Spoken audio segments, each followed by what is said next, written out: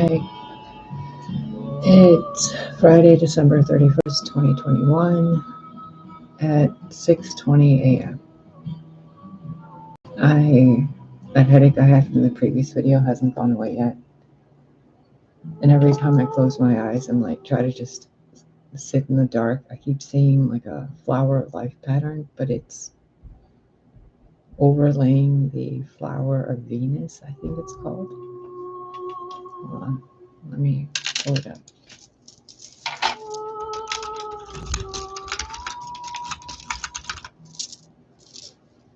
Yeah, that.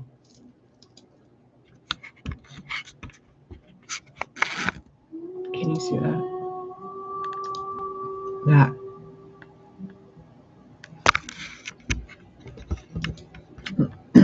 And it's overlaying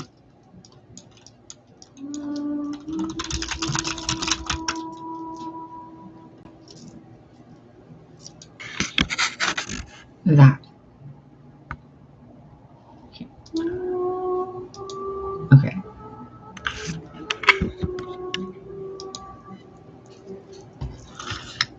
I don't know. I don't know what the hell it is. So I'm just going to pull some cards. This one.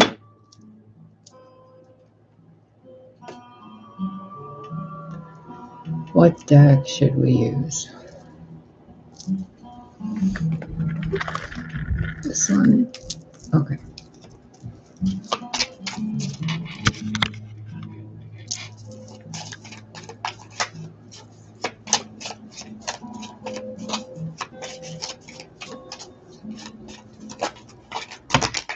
I was going to just pull cards for myself and do one of those readings for myself where I record them. But I can't get this flower of life and whatever image out of my head.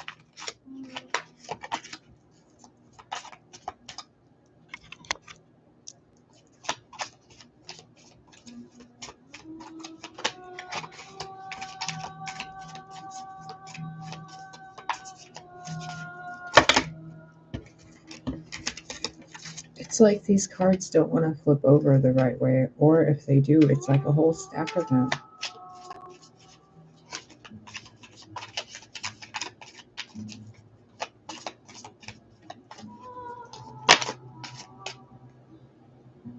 New moon in Taurus, prosperity lies ahead.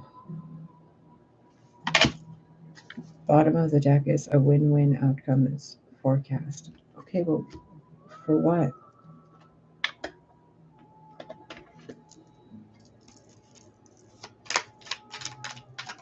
What are you even showing me? What am I even supposed to say about any of this?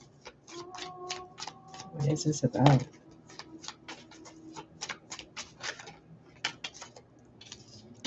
The Fool? Oh, look, there's a flower of life.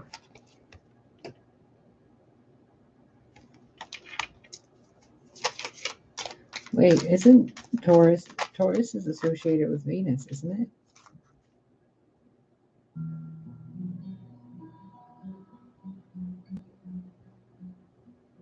The flower of Venus falling into the flower of life through the horns of Taurus onto the surface of the earth.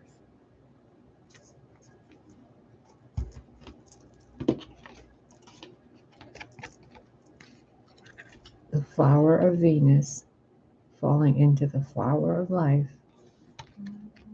through the horns of a new moon in Taurus onto the surface of the earth. That sounds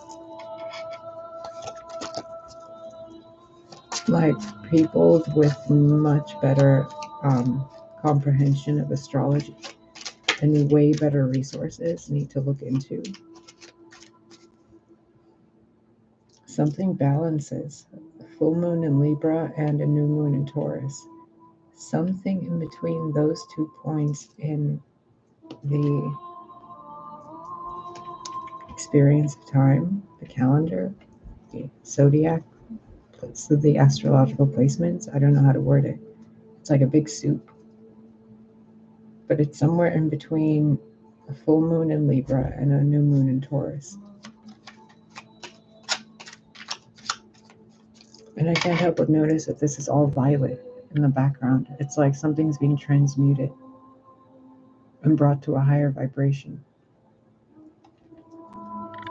Below that is expect powerful change, a new moon eclipse.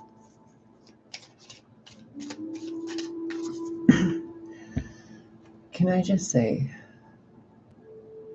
this thread, this vibration, whatever it is I'm picking up on, it's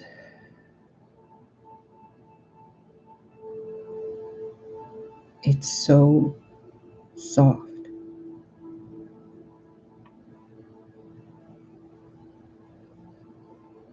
It's like you can barely hear it. It's something you would hear in the house of a mouse. A very quiet sound in like the deep ocean of space. Like someone rang a bell on a different planet. And I'm hearing the like faintest echo of that bell. And I can only hear it because I'm so fucking detached from the real world. And I'm hearing this freaking echo. And I can't help but think of the line from The Last Unicorn, where the butterfly talks to the unicorn and says, I would break my body to pieces to call you once by your name. Your name is a golden bell hung within my heart. I would break my body to pieces to call you once by your name. It's like I'm hearing that bell. Like something's breaking, something's changing, and something's being brought to the earth that's different. And it balances everything out and transmutes what isn't balanceable, if that makes sense. Like that stuck energy that's just kind of like guck in a pipe, it transmutes it into like compost, so it's useful.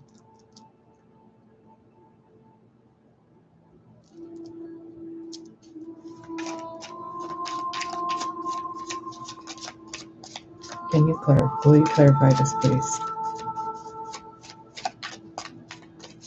It's so watery, it's so spacey. Queen of Swords, it's everything but this. This is what I feel like. I'm looking at this massive sky, this infinite ocean, and I'm like, what is this that I'm hearing? But it's so there. Like, I can't deny that I'm not hearing it.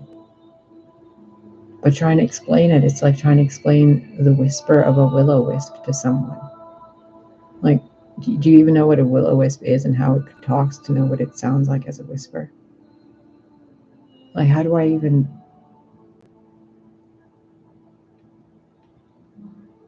So we bring it down to the earth, right? Right there. The pentacle is hanging up there. We ground it into the softness of the cushion of the earth, into the clarity of the mind. That something occurs within that time frame that creates a pathway of new beginning towards a new path. That is a balanced, harmonious path instead of a path of this or that. It's all of it. And those parts that are deemed, what word do I use properly? It's not dark, it's not evil.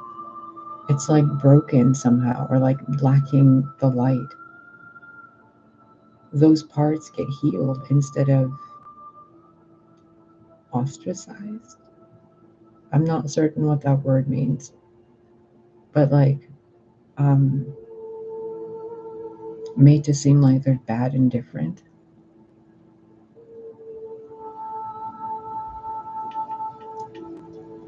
I don't know. It's like, it feels like a higher level of awareness that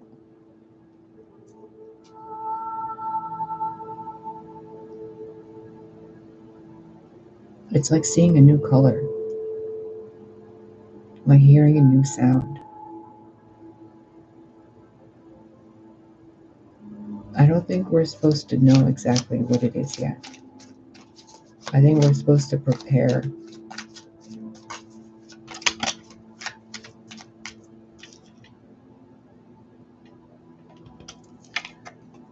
of strange that this card flips out. The Five of Wands. Well, I guess there might be Five of Wands energy. But the Five of Cups, it flipped out like this, right next to where the Queen of Swords is looking at. And it kind of looked like a black hole to me in space, with a white hole center that's the portal to a new place. And like we're being pulled into that place. And when we come out of that place, it's going to be a different reality, like a really different kind of mindset. I mean, what's a human even going to look like? And when we bring that kind of mindset to everyday life, to where people believe nothing ever happens and it's normal every day, they might respond in a Five of Wands energy.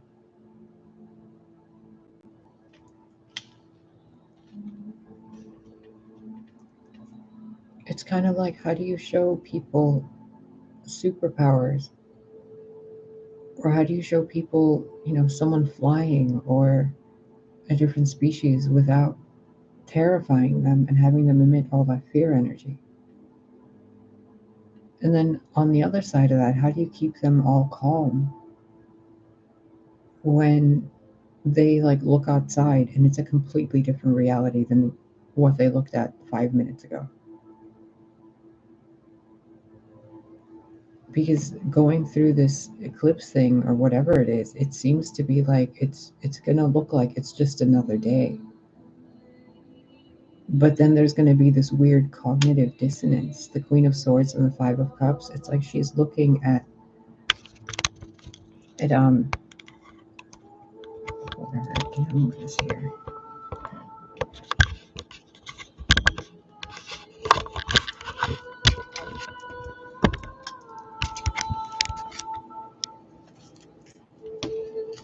Look.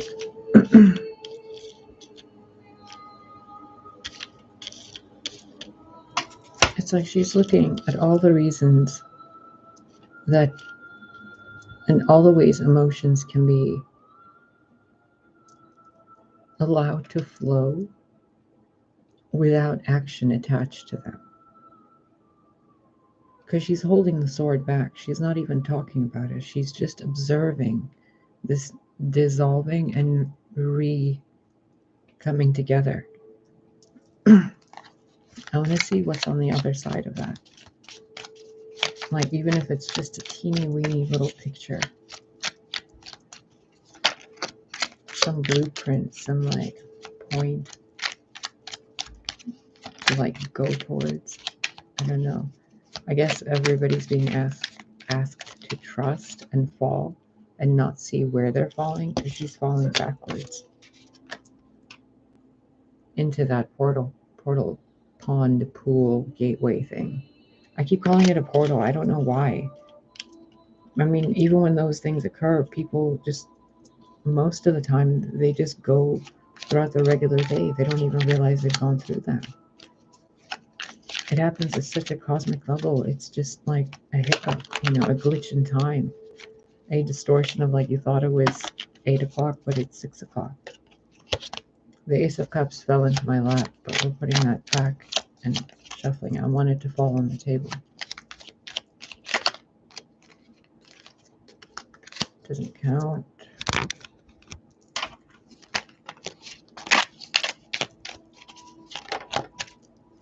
Okay, that one counts. 8 of Swords in reverse. Look, what's on the other side of that portal is what I asked. And we got 8 of Swords in reverse.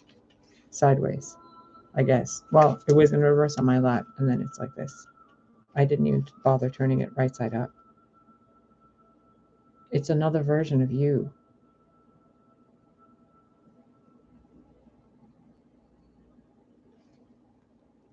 It's another version of me. It's another version of all of us.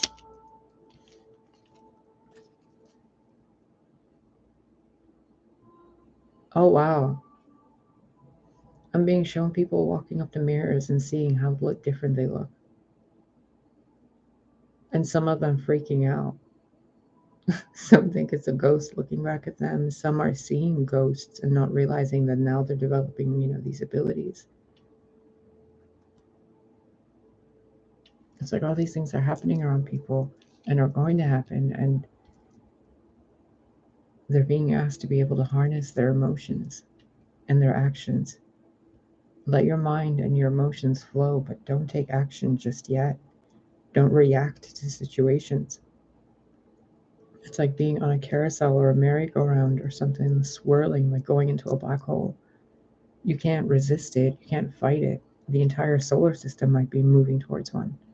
Or there's one in the center of every solar system. Or they're everywhere. Like, what are you going to do? Like, play dodgeball with every asteroid or meteor or, molecule in the sky that you don't want to come in contact with? There has to be a point of complete surrender where you allow, like, the Thanos snap in Avengers, like, to just be dusted, but to be reformed afterwards. Oh, look at it from the point of view of those people that returned from the snap after 5 years in that movie. In those movies, like, whatever they're doing, it's so many movies all in one. It's a moment of having to see another version of yourself. Sometimes that version of yourself isn't worse than you. Sometimes it's better than you. And you're the shadow side to that other side. I remember I did a video a few days ago or a week ago about how the shadow is your physical self, because the true you is light. So the denser version of light is the shadow. And you are in a physical form, which is a denser form of light. Therefore, you as an individual being are the shadow.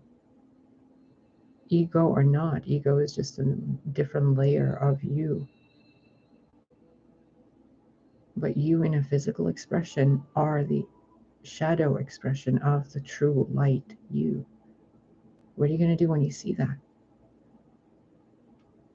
Are you going to, like, be ashamed and afraid and, like, guilty and regretful and all that? Or are you going to realize how much you're loved and how everything you've ever done that you thought was bad was actually just bad in your own head because of what other people were thinking with their shame, and they said it out loud. And then it affected someone else like a web. And then you have a society of people who keep tearing each other down because of their words and voices and histories, wars and all that other stuff. Keeping themselves all stuck. Like, it's almost like the enemy was the human race to itself the entire time. There were no devils, there were no, demons doing anything to anybody. It was all human beings with their power to create that they were doing this all to themselves. Like, what would humanity do if they had to see that and accept it as fact? No scapegoats. Like, everybody did it to themselves. Every single thing. And it's all okay. That's a lot to process for like, an accountant, or no offense to accountants, but, like, you know what I mean, right? Like, somebody who deals with physical, tangible, add the numbers, print the papers type of thing. Like, what happens to those people that aren't ready to accept that they're gods? What do you do with that? Releasing a god into the wild that doesn't know that it's a god and it just manifests and hurts other things. Do you trap it in a pocket universe and, like, until it learns? Like, what do you do, right? Well, from a higher point of view, you probably create an alternate reality and allow that being to come to that realization by itself. But then there comes that moment where that being has to realize that it was excluded and quarantined, and it has to come into kind of a humble grace to accept that the duality thought was itself all along. It's like, can you have that much self-reflection to look at yourself as the shadow of God even, and to put aside all things of judgment and look at it as if it's a story being played out to get you to realize who you are as a species and what the role is, where that point of the human anthropos, whatever you are, is in the grand tapestry. Or are you going to bow down to every person or being that shows up and says they're God? Like this being right here, this humanoid being, is supposedly imprisoned by ravens. Like, how absurd is that? Ravens are supposed to be messengers of wisdom, a light in dark places, keepers of secrets, protectors of families and lineages, speakers of truth. They're not supposed to keep people trapped and stuck and confused. They're not supposed to pretend to be opportunistic scavengers. That's the low vibration, but can you look at one and still see that it is what it is and it's beautiful? The human beings might have done horrible things, but they're still beautiful beings, even though they don't know how to control their power and they keep themselves trapped and each other trapped, even when nature is trying to help them, and then they tear nature down and turn it into mirrors to look at themselves. It's a silly species. It's a silly society to be so disconnected from source that we have to paint images onto cards and then flip the cards and transmit source energy in a way that's comprehensible, almost like crayons on pieces of paper. Like, what are we going to do when we evolve past all this and we can, fly and levitate and shoot things, and then that becomes a regular thing?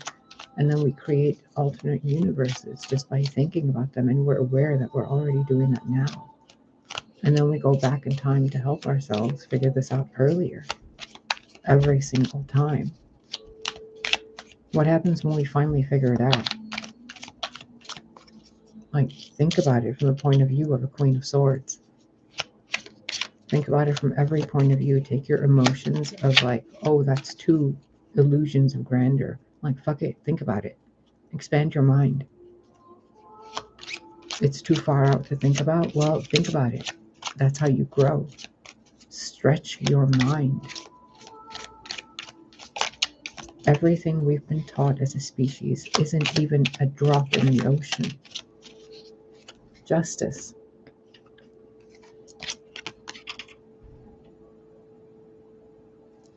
You are the shadow side to your light.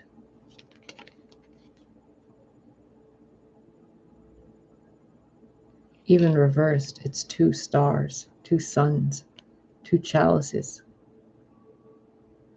two balloons, and they're still holding hands. Which one's holding the sword of truth? Is one holding it for the other, or is the other one holding it for the other? There's nothing wrong with you. There's nothing wrong with the entire species, no matter what you are. What happens when we can accept that? Double justice.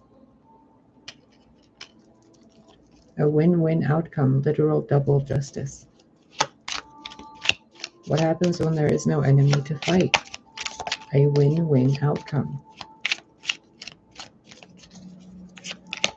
What does that look like?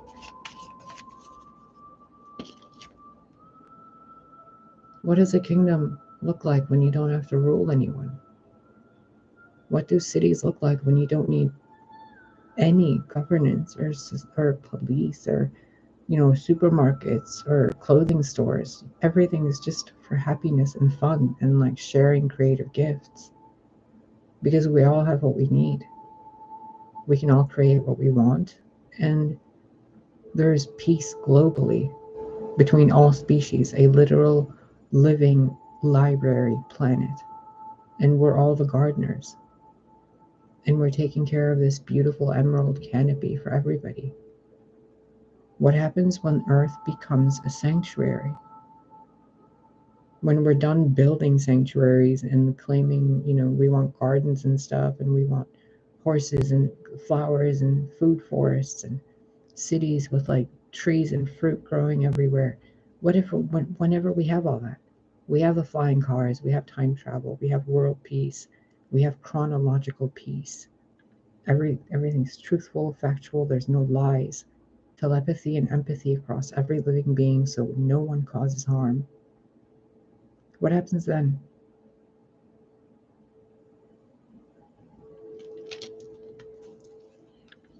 That's heaven on earth, right? That's utopia, right? Okay, so what do we do then?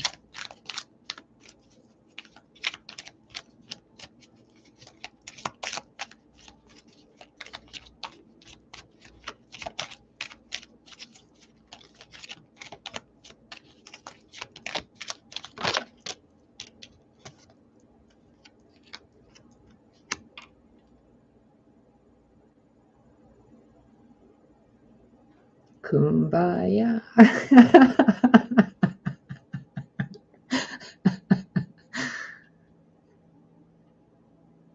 We make more light. We create more peace. We create more worlds with gardens of Eden. We create more gardens. We create more living libraries. We create more sanctuary points in the universes. We create more light in dark places by sharing our light with each other on all the spectrums. From people who are shamed for doing sex work to people who are praised for leading nations. Like, you're not going to need to do any of that anymore. You're still going to be corporeal and three-dimensional if you want.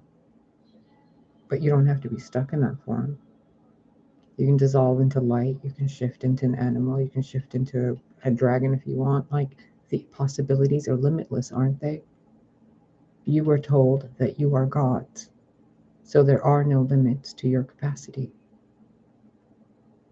What happens when you have mastered that? Do you see that person standing there dancing in the water, dripping from the two hands connected? Do you see that? Right there. There's the feet. There's a skirt. There's a shirt. There's the reddish hair. And they're just kind of going, doop, doop, doop. That's cute.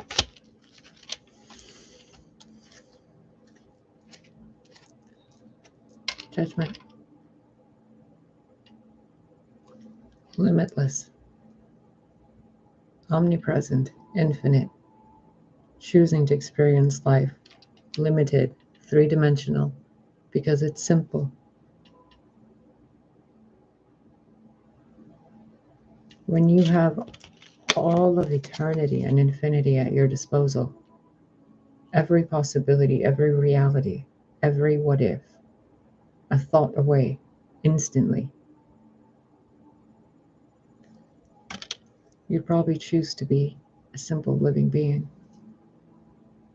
living in a garden, living in trees, in little boxes, in little houses, with little furniture, talking to each other in little boxes.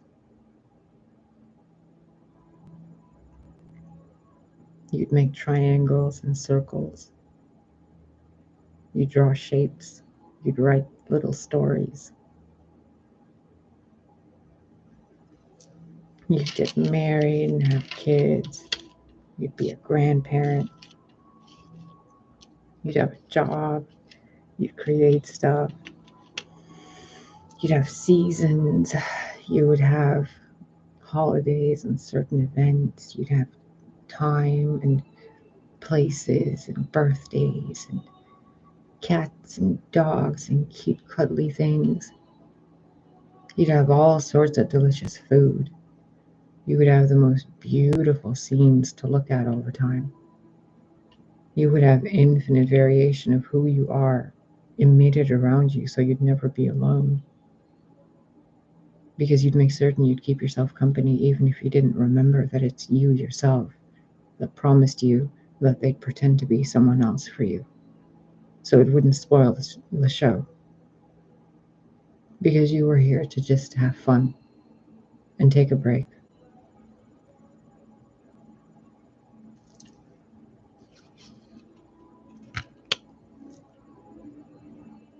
A walk in the park, a walk on the earth, a walk through your heart, a walk through a solar system.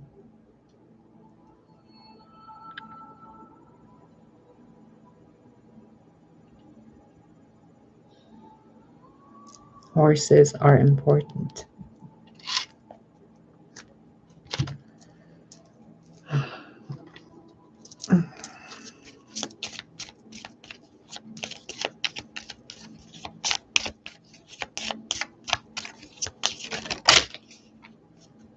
Okay.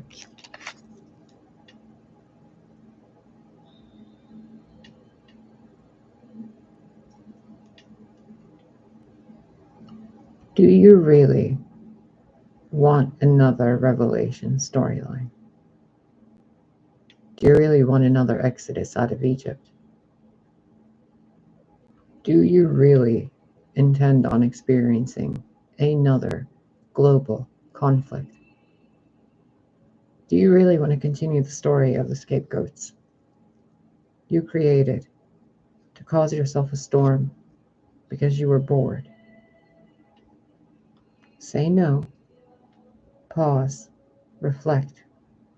Wait. Realign which path you intend to go on from this point forward. Pretend you're sitting in a sphere, and that sphere is reflecting like one of those old 80s, 90s clicker goggles that show you a different picture. And change the picture you're looking at, and then open your eyes. And then pretend you're in that picture. See? You're already doing it just by me saying that. So repeat it. Sisterhood of the Rose, transformation, share your voice, and the great gathering. It's like the Sisterhood of the Rose is calling upon the energy of transformation among all mankind, among all life. By sharing your voice, you transmute and send vibrations into the ethers that assist all the others who are hearing the call. That you're already doing, and in the heaven you intend to be in. It's simply saying no to what you think is there, allowing those thunderclouds, those lightning storms, those dark thoughts, those ill intentions, those manifestations that weren't supposed to be brought to realization, but it's energy that was created. So let it pass. Like, let the water flow. Just let that manifestation go. Not whatever this stuff is going on in your time and date that is unpleasant, fade. Don't talk about it. Don't think about it. Just enjoy the storm. From that comes a better reality. Oh, thunderclouds. The Sia song, Thunderclouds. I just finally watched the video. Yeah, they're in the thundercloud, and then at the end of the video, the thundercloud is like being shown from a distance. Like, you're looking at it from a distance, and you can see that that thundercloud is actually like rain on a planet, and you couldn't see the greater planet because you were looking at the part that was just raining. And you're so teeny as a species that you couldn't see that your entire world is like one continent on an entirely bigger planet than you thought you're on. Earth is a lot bigger than you think it is. You're just really teeny weeny humans. Itty bitty.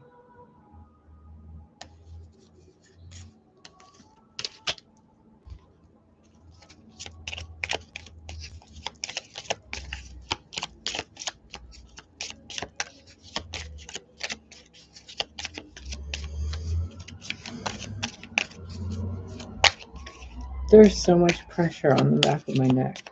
I don't know why.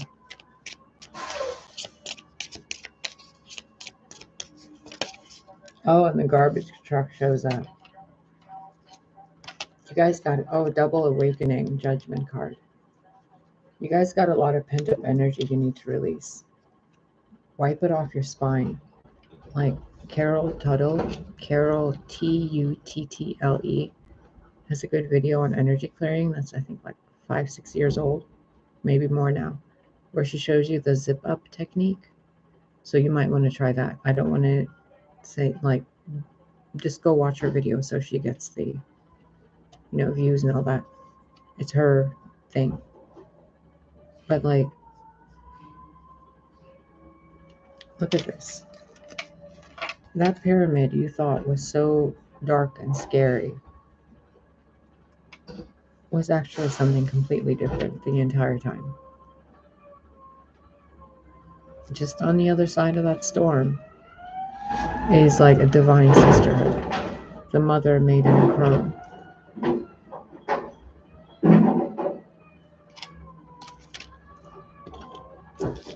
Okay.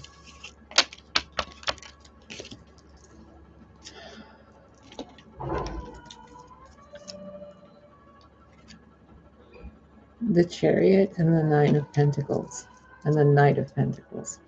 This feels really different than a lot of the reading. It feels like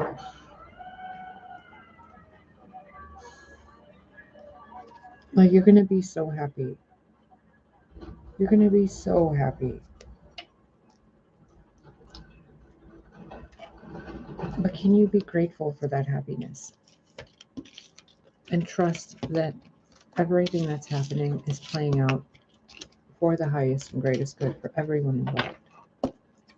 And that the more you keep your intentions and your heart pure, the more good you do and the more you share your light, the better it is for the grand collective of life itself.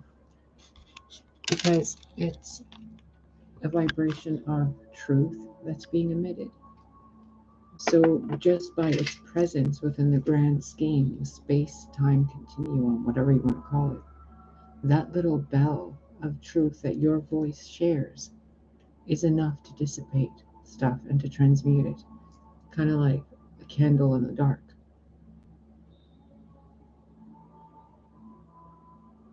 Do you see that fairy? Hi. Look. What can I show you? Look. Hold on.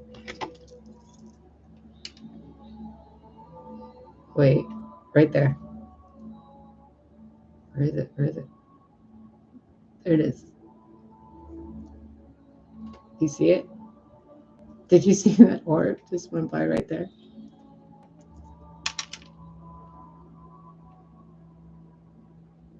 There it is. I see you.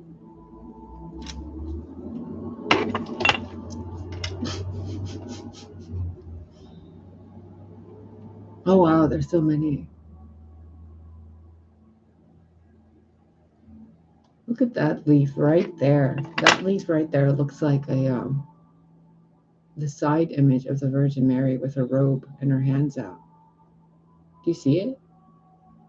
Right there.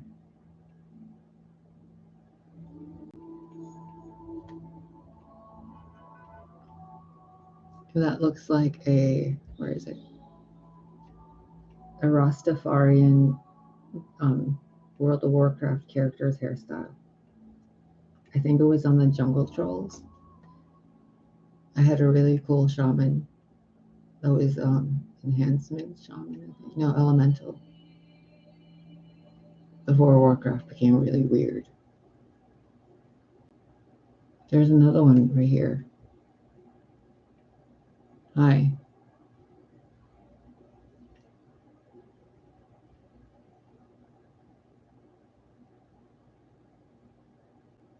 Sorry, I'm like looking around for more of them now.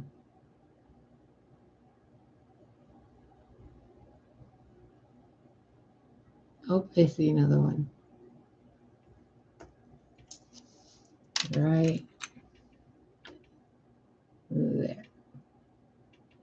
See those two little white spots with the eyes, and it's holding something in its hand, like a little basket.